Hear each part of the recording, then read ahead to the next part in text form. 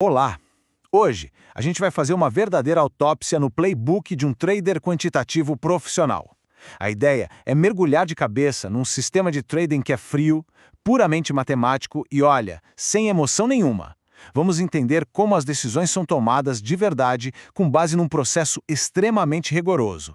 Bom, para começar, essa frase já resume a alma do negócio. Aqui não tem espaço nenhum para achismo ou para intuição. A base de tudo são os dados e ponto final. E a regra número 1 é bem clara. Se os dados não batem, se tem qualquer conflito, a operação simplesmente não acontece. Ficar de fora. A prioridade máxima é sempre preservar o capital.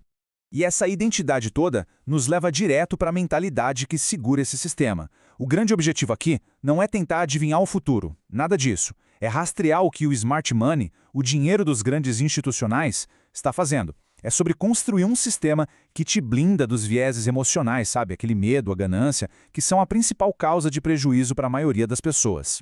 Agora, antes mesmo da gente pensar em olhar para um gráfico, para qualquer tipo de análise, a gente precisa falar do alicerce de tudo isso. As regras de risco. E olha, elas são absolutamente inegociáveis. Sem uma gestão de risco que é seguida à risca, a melhor estratégia do mundo está simplesmente fadada ao fracasso. É a nossa primeira e mais importante linha de defesa. A primeira regra é pura matemática. Para qualquer operação que sequer seja considerada, o retorno que a gente espera tem que ser, no mínimo, 3 vezes maior que o risco que a gente está correndo. O que isso quer dizer na prática? Que no longo prazo, o sistema não precisa ter uma taxa de acerto gigantesca para ser lucrativo. A própria matemática já faz o trabalho pesado. Em seguida, vem o limite de risco por operação, cravado em 1% do capital. E aqui está o pulo do gato. O tamanho da sua posição é calculado com base no seu stop loss, e nunca o contrário. Ou seja, primeiro a gente define no gráfico qual é o ponto que invalida a nossa ideia. Só depois a gente ajusta o tamanho da mão para que a perda, se acontecer, seja de exatos 1% da conta. E depois que a gente entra na operação, o trabalho continua. A gestão é superativa e sistemática. Assim que o preço anda a nosso favor e atinge um retorno igual ao risco que a gente tomou, o stop loss vai para o ponto de entrada. Pronto, risco zero na operação. Se o mercado continuar andando e bater 2 vezes o nosso risco, a gente realiza o lucro de metade da posição, bota um dinheiro do bolso e deixa o resto tentar buscar o alvo final. E para fechar, tem outras diretrizes que forçam a disciplina. A regra de ouro é proibido, terminantemente proibido, afastar o stop loss para dar um respiro para o preço. Isso é a receita do desastre. Além disso, existe um embargo total perto de notícias de alto impacto. A gente não está aqui para apostar na volatilidade. A gente quer operar a reação dos institucionais à notícia depois que a poeira baixa. Beleza, com as regras de risco bem definidas como se fosse o nosso escudo, aí sim a gente pode ir para a análise. E ela acontece num processo de 2 etapas que a gente chama de funil de execução. A primeira grande etapa é o filtro macro. É aqui que a gente define o cenário geral e qual a única direção que a gente tem permissão para operar. E o mais legal desse funil é que ele funciona exatamente como uma linha de montagem. Cada etapa é uma pergunta de sim ou não. Se a resposta for não em qualquer um dos pontos, a análise para ali mesmo. Fim de papo, nenhuma operação é feita. Isso tira completamente a subjetividade da jogada. O primeiro filtro macro e o mais importante de todos é a soberania do índice do dólar, o famoso DXY. Ele dita as regras do jogo. Se o DXY está numa tendência de alta, o sistema só vai autorizar a busca por vendas em ativos como o euro ou o ouro.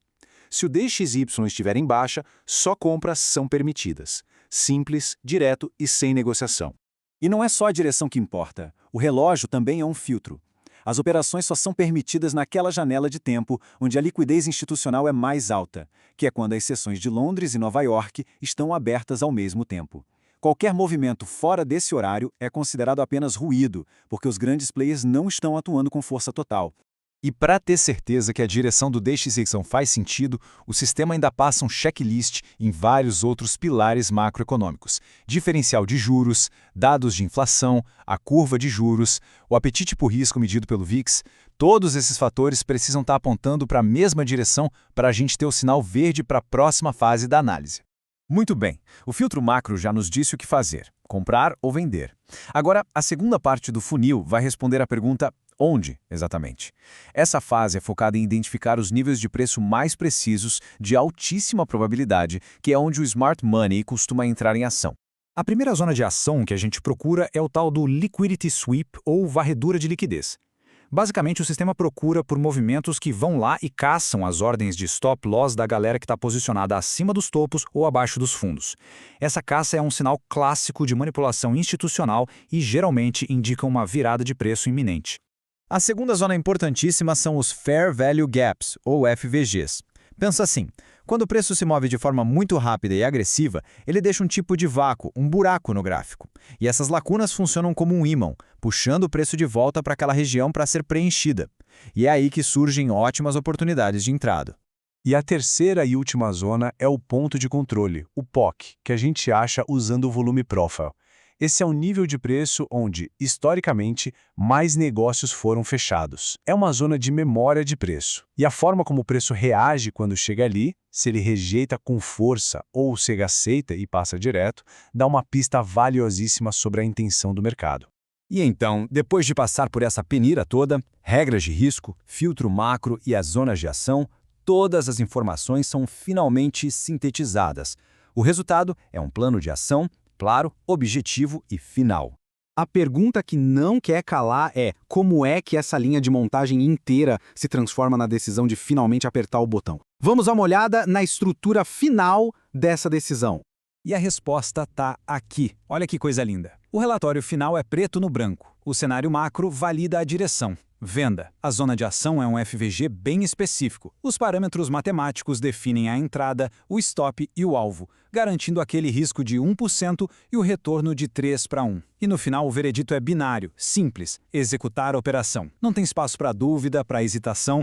E tudo isso nos deixa com uma reflexão. O mercado financeiro parece um caos completo, né?